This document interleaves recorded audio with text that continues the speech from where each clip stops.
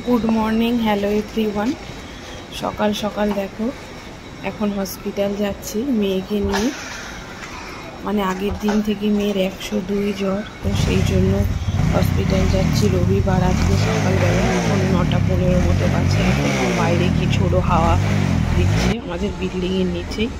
তো আমি চিত্তরঞ্জন সেবা সদনে এসেছিলাম, মাতৃমা। তো এইখানেই মেয়েকে দেখালাম, দেখানো হয়ে গেছে। এখন বাড়ি ফিরে যাচ্ছি। তো তার আগে বাড়ি ফিরে যাওয়ার আগে কিছু খেয়ে আসিনি, 11টা মতো বাজে। তাই একটা কচুরির দোকানে দাঁড়িয়েছিলাম কচুরি খাওয়ার জন্য।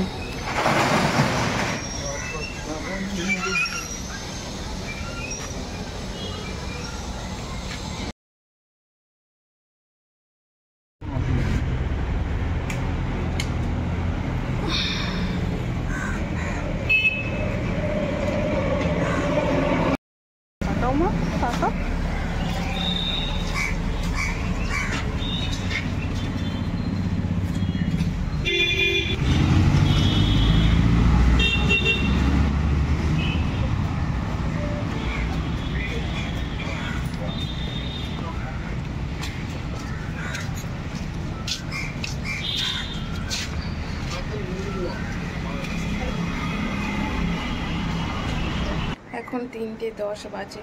তো কাল বিকেল থেকে প্রায় পৌলমীর 102 জ্বর।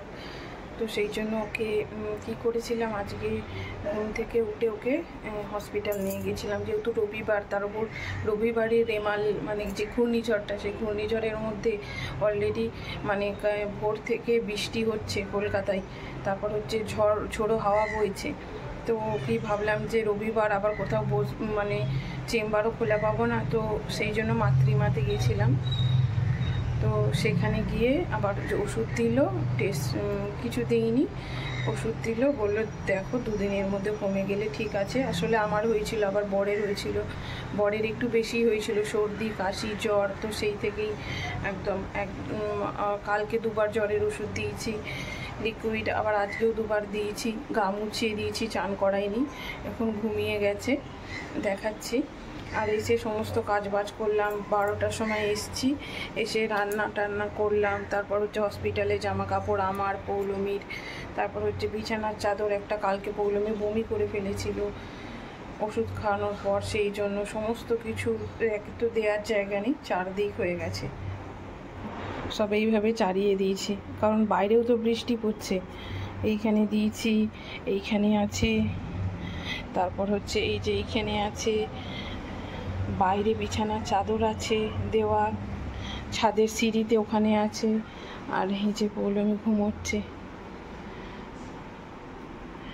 যেহেতু ঠান্ডা, ওই জন্য ডাইপার পরিয়ে দিয়েছি, গা মুছিয়ে খাইয়ে ওর পাপা কোলে করে নিয়ে ঘুরছিল। আমি স্নান করতে গিয়েছিলাম, ও ঘুমিয়ে গেছে। সব সময় কাত হয়ে ঘুমোবে, চিত হয়ে একদম ঘুমোবে না। আর রান্নাও হয়ে গেছে। কি রান্না হয়েছে চলো দেখাই। কুমড়ো ভাজা হয়েছে, কুমড়ো ভেজেছি, আর এই যে আগের সপ্তাহে একটু মাংস ছিল, ওই মাংসটা করে নিয়েছি, নাহলে আর মানে 7-8 দিন হয়ে গেছে, সেই জন্য আর মাংসটা বের করে রাখা ছিল, তো অল্পই ছিল, তো ভাবলাম করে নিই। খাওয়ার ইচ্ছা নেই, মুখেও একদম রুচি নেই।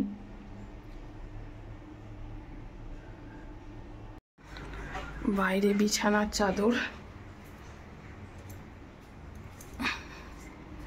সব।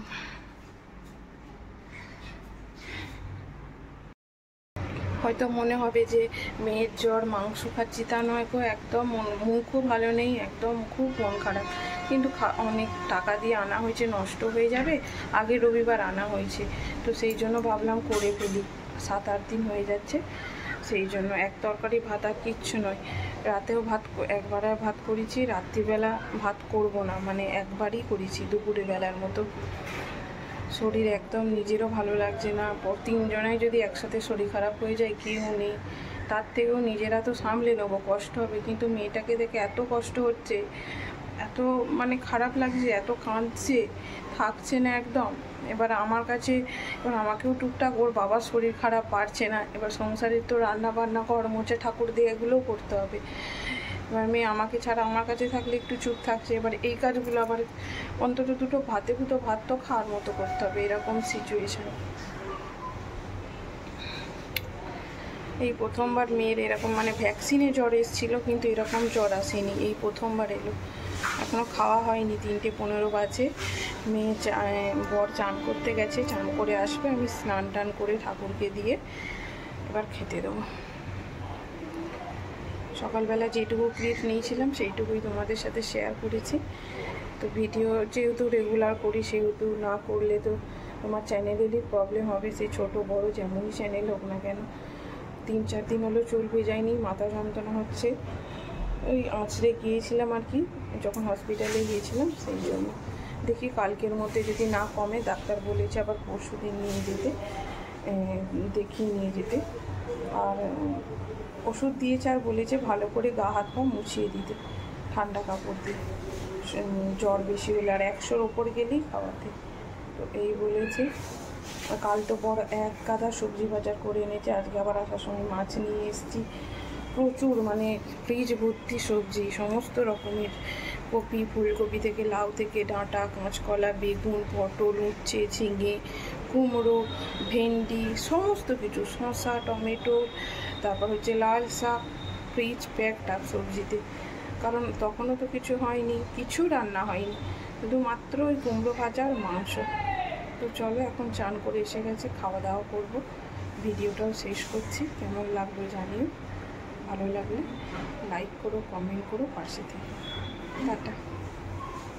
অবশ্যই জানাবো পরের দিন পৌলমী কেমন আছে, ভিডিও করি বা না করি, একটু ক্লিপস শর্টসের মাধ্যমে অবশ্যই শেয়ার করবো।